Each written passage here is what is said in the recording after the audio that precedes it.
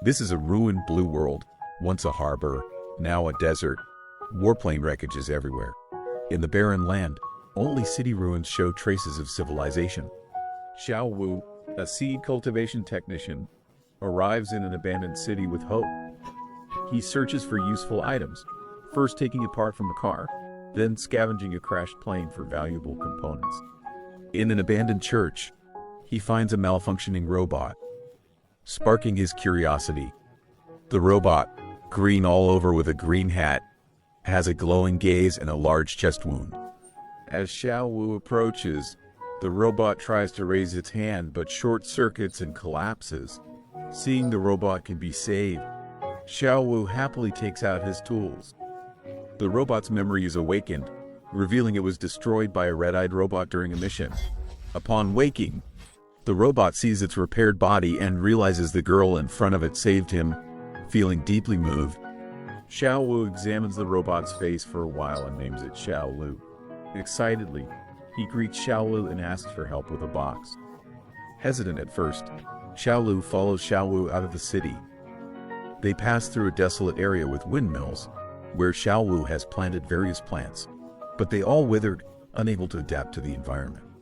Xiao Wu takes the robot to his lab, where he lives, dreaming of cultivating plants that can thrive in the wasteland and restore life to the land.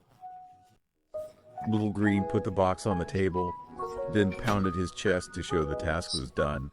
Little Five mimicked him in return. He showed the robot his masterpiece, a well-cultivated plant seedling, representing Earth's hope. They reached the lab's main door, which was stuck. Little Five tried hard but couldn't open it, so Little Green helped.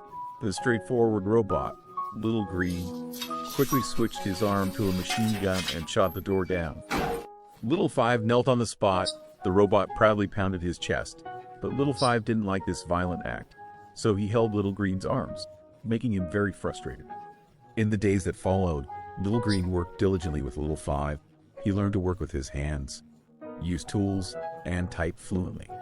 After each task, they would tacitly salute each other.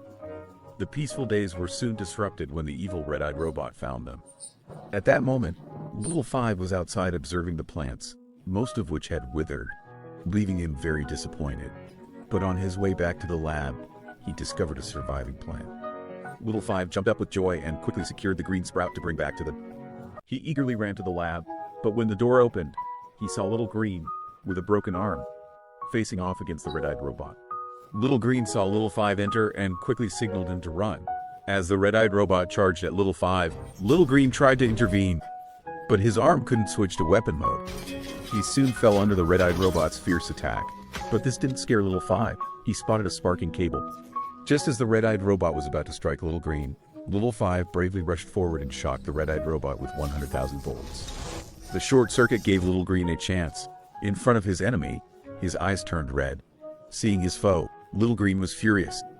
He bit off the sweatband on his arm, quickly switching it to weapon mode, and stabbed the red-eyed robot in the back. The red-eyed robot struggled wildly, its arm machine gun firing aimlessly.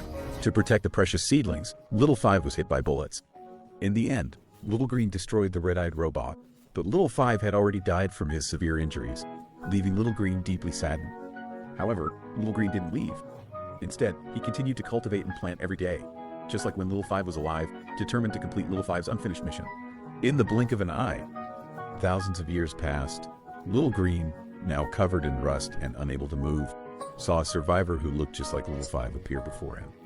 The robot thought Little Five had returned and raised his fist to his chest, indicating the mission was complete. Then, Little Green walked towards the end of his life. Beyond his ancient, worn mechanical body, the outside world was now a sunlit land, no longer barren and ruined, but a lush forest where birds flew freely. This beautiful green miracle had spread far and wide. It's a very heartwarming story. Although Little Green and Little Five are different entities, they still formed a harmonious friendship. Little Jade worked tirelessly for thousands of years for a promise, bringing new green light to Earth. This green light will shine into everyone's heart.